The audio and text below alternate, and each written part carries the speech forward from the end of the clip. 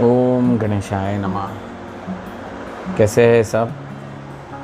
आपको सभी को दीपावली की हार्दिक शुभकामनाएं। आपके सह परिवार इस दीपावली आपके घर महालक्ष्मी का वास हो, समृद्धि हो और स्थिरता मिले। ये वीडियो बनाने का खास ज़रिया ये था कि सारी लोगों का अभी मेरे मित्रगण हैं, मेरे फ्रेंड सर्कल, मेरे परिवार में सारे लोगों को दीपावली क्यों मनाएं और कैसे मनाएं, इसके ऊपर अत्यंत गंभीर विषय चल रहा है कि लोगों को पता ही नहीं कि दीपावली का महत्व क्या है। इसी के लिए ये वीडियो है, आप सभी को शायद पसंद आए। इसमें हम बात करेंगे दीपावली क्यों मनाएं, महालक्ष्मी पूजन क्या होता है और वास्तु टिप भी छोटी सी मैं दे दूंगा लास्ट में। आप सभी को पूजन कैसे करना है इसके ऊपर हम चर्चा करेंगे। जैसे सभी को ये एक सामान्यतः पता है कि दीपावली हम क्यों मनाते हैं। थोड़ा वीडियो थोड़ा लेंदी होगा बट विषय वैसे थोड़ा गंभीर है, तो कोशिश करूँगा कि जल्द से जल्द कंप्लीट करूँ, सबको सब चीज़ों को एक साथ इकट्ठित कर बात कर सकूँ। दीपावली का ये अवसर सामान्यतः सबको ये पता है कि दीपावली हर साल क्यों और जनरली मनाते हैं कि राम अयोध्या लौटे थे और BC 7296 में जब राम लौटे थे अयोध्या तो लोगों ने मनाई दीपावली, तो यही सबको पता है। इसके पीछे का सिद्धांत और गरुड़ पुराण में लिखा हुआ उस विश्लेषण लोगों को शायद याद नहीं, या लोगों को मुझसे जो छोटे हैं या मेरे मित्रगण हैं जिनको नहीं पता है उनके लिए मैं बताना चाहूँगा कि इसके पहले भी दीपावली को मनाया जाता था, देवता मनाते थे, और उसका आरंभ कहाँ से हुआ था उसके बारे में हम छोटी सी जानकारी आपको बताना चाहते हैं। जैसे सभी को पता है माँ भोले महादेव सभी को वरदान देते थे, वैसे ही एक असुर, सारे असुरों को उन्होंने आज तक तो वरदान दिया हुआ पता है, और उसमें से जो वरदान मिलने के बाद उनकी अकृत्य है सबको जो पता है कि कैसे उन्होंने तकलीफ़ें दी है देवताओं को भी और मनुष्यगणों को भी। वैसे ही एक असुर नरकासुर करके जो महादेव का बहुत बड़ा भक्त था, उन्होंने उनको तपस्या से सिद्ध करके उनको पाँच व्रत मिले थे। उसमें से एक व्रत यह था कि वो सारी सृष्टि, सारी ब्रह्मांड की जो श्री है, जिसे श्री यानी हमारी महालक्ष्मी, वो प्राप्त कर लेंगे, उसके ऊपर आधिपत्य होगा उनका। तो इसके पीछे ये कहानी है कि जब महादेव ने उनके ऊपर कृपा दृष्टि की, उनको बूंद दिए, उनको व्रत दिया, तो महालक्ष्मी को उन्होंने उस बूंद में मांग लिया, जबकि उनकी आधिपत्य होगा, वो उस पे ऊपर अपना वर्चस्व करेंगे। तो वो देने के बाद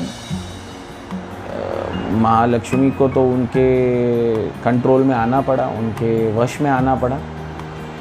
तो जो नरकासुर है, जिसे हम नरक चतुर्थी कहते हैं, क्योंकि उस दिन उनका वध हुआ था, और ये व्रत तोड़ने के लिए माँ काली को रूप लेना पड़ा। माँ काली ने कामाख्या के रूप में होकर नरकासुर का वध किया, उसे नरक चतुर्थी कहते हैं।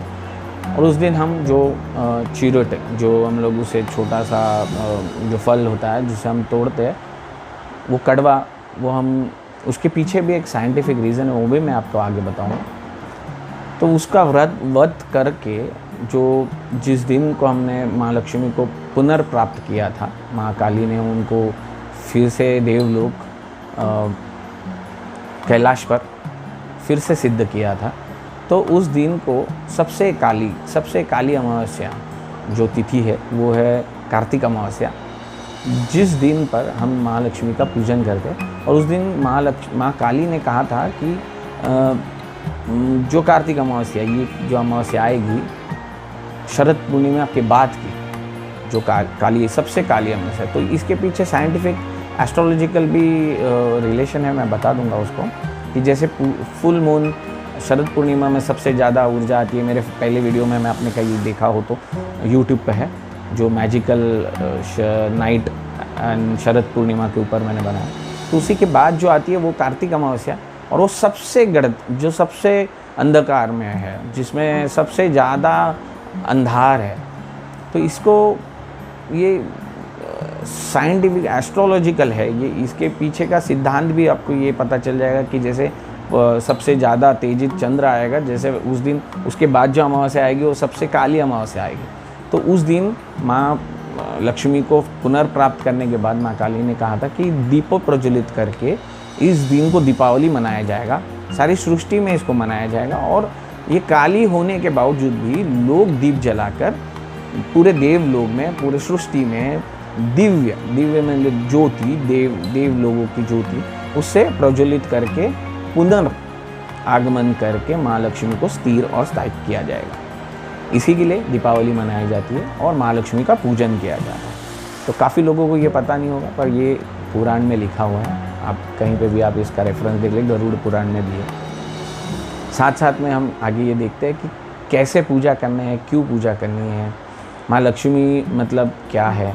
माँ लक्ष्मी मतलब यही है कि आपकी मन की, तन की, ये भी एक आपकी धन संपत्ति है जिसको आपको संजो कर रखना है। आपके 12 महीने तक इसका जो आप पूजन आज करते हो, या आप अष्टमी को करते हो दुर्गा पूजा के दिन, जो आप श्री यंत्र की पूजन करते हो, आप घर में की माँ लक्ष्मी के फ़ोटो को पूजन करते हो, उस सब का आज सबसे बड़ा दिन है माँ लक्ष्मी का दिन, जो सबसे काली अंधेरी रात होती है, जिसे कार्तिक अमावस्या भी कहते हैं। और उसी के साथ आप पूजन कैसे करना है ये अगर जानना चाहते हो तो ये बात है कि मैं कोई ब्रांड एंडोर्स नहीं करूँगा, पर आपको सभी को ये बताना चाहूँगा कि ऐसे एक पैकेट मिल जाता है मार्केट में, इसमें सारी सिद्ध जो भी पूजन की सामग्री है उसमें लिखी हुई है वो सारी लगती है, जिसमें इलायची, कमलगट्टा और लक्ष्मी के जो भी सिद्ध करने के लिए धना, ये वो सारी सामग्री आपको इसमें मिल जाएगी। तो आपको कहीं कुछ करना नहीं है, ये एक पैकेट खरीद लेना है, इसमें सारी चीज़ें मिल जाती। पूजन करने के लिए आपकी मनोभावना, भक्ति महत्व है। और साथ साथ में आप इस दिन पर रात को, लक्ष्मी पूजन रात को ही होता है, जैसे सबसे अंधेरी हो, दिए घर में लगाए। साथ साथ में ऐसे एक धान का, मैंने आप कुछ दिखाने के लिए सैंपल रखे हैं, ये धान का एक ये मिल जाता है, ये दरवाजे पे लगाइए, जिससे लक्ष्मी जी का आगमन होगा। और एक हमारी ये है कि मैंने एक ऐसे यंत्र मिलते हैं, यंत्र हमने बनाए हैं काफ़ी, तो इसमें एक अष्टलक्ष्मी ऐसे यंत्र मैंने ये बनाए हुए ऑर्डर के यंत्र है।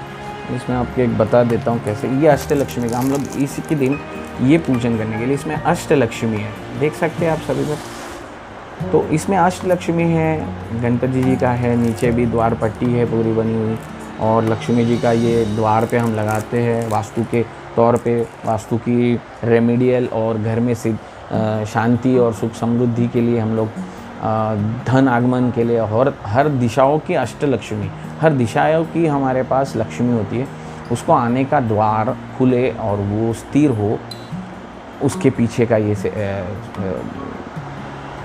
साइंटिफिक रीज़न है। ये यंत्र हम बनाते हैं, इसमें कोई मार्केटिंग नहीं कर रहा हूँ, बट ये यंत्र आप अष्टलक्ष्मी कहीं से भी लाइए। इसमें जो अष्टलक्ष्मी 8 दिशाएं की लक्ष्मी है, जो 8 दिशाएं की लक्ष्मी है, ये आपको पूजन करने के लिए इनको स्थिर और स्थायिक करना है। ये लक्ष्मी, ये श्री यंत्र भी आप पूज कर सकते हो, और ये लक्ष्मी का मंत्र भी है, वो भी आप पूजन कर सकते हो। साथ साथ में आपको लक्ष्मी जी का मंत्र जाप भी करना है। ओम श्रीम ह्रीम श्रीम कमले कमलालय प्रसीद प्रसीद, श्रीम ह्रीम श्रीम ओम महालक्ष्मी नमः, ये 108 बार आप कीजिए। साथ साथ में वास्तु में आपकी स्थिरता लाने के लिए ये मंत्र भी काम करेगा। आप ये अष्टलक्ष्मी का आह्वान कीजिए, अष्टलक्ष्मियों को आप ये करिए। लक्ष्मी सिर्फ लक्ष्मी पैसों के इसमें, ये तो मनुष्यगणों ने बनाया हुआ धन अर्जित करने का एक ज़रिया है, जिसे हम करेंसी या नोट या पैसे या सोना चांदी इसमें कहते हैं। पर सबसे मूल्यवान और जो हमारा तन है और मन है, ये सबसे बड़ा हमारा धन है। तो ये धन की देवी माँ लक्ष्मी जी का सबसे बड़ा त्यौहार है। इसे अच्छी तरह मनाइए, इसकी पूजन करने की विधि आप समझ लीजिए।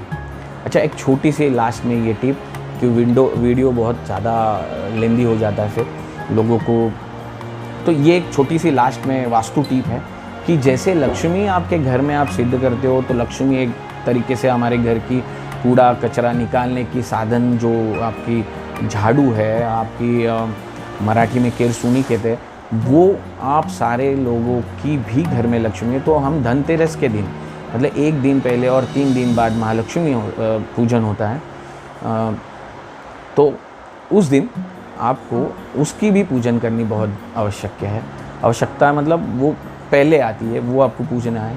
पर लक्ष्मी के पीछे एक सिद्धांत है कि आप जैसे आप लक्ष्मी आप घर में पूजन करते हो, लक्ष्मी जी को आप स्थान निर्देशित कर देते हो, उनको स्थापित कर देते हो, सिद्ध कर देते हो आपके घर के पूजा घर में या आपके घर के द्वार पर अष्टलक्ष्मियों को सिद्ध कर दो।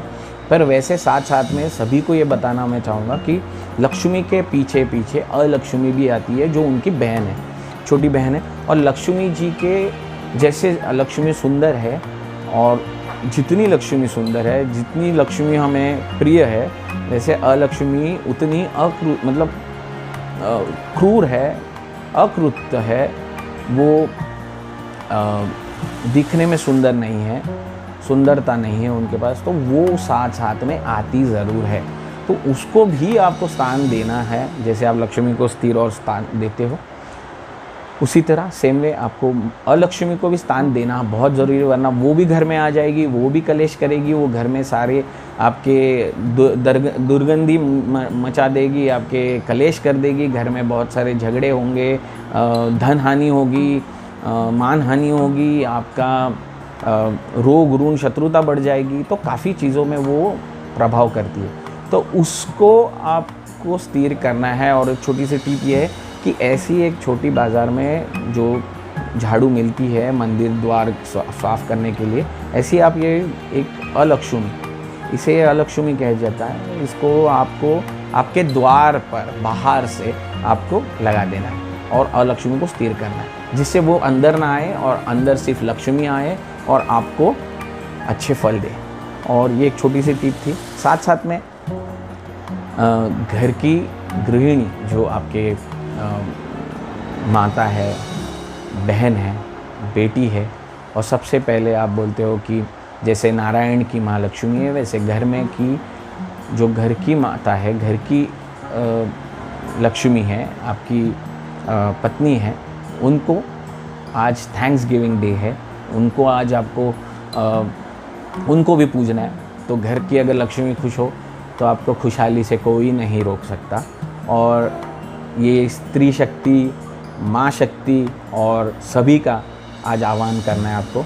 और उसके बाद आप देखिए दिवाली आपकी कैसे जाती है, और मुझे डेफिनेटली आप रिप्लाई कीजिए, फीडबैक दीजिए, शेयर कीजिए। ये वीडियो अच्छा लगा तो डेफिनेटली शेयर कीजिए, नॉलेज अगर मिला हो तो लाइक भी कीजिए। Thank you and happy Diwali to all my friends, all this watching this video, everyone, happy Diwali and prosperous Diwali to you all.